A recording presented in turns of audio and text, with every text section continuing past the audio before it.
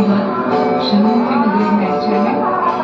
अंगठे कानांमध्ये जातील, 3 बोटं डोळ्यावर, तर्जनी आयब्रोजच्या वर, कान बंद आणि पुढचे 14 राऊंड जे आहे षण्मुखी मुद्रेत करायचे आहे। कोपर ओपन, चेस्ट छाती ओपन। ज्यांना नाही माहिती आहे त्यांनी डोळे उघडे करून षण्मुखी मुद्रा बघू शकतात।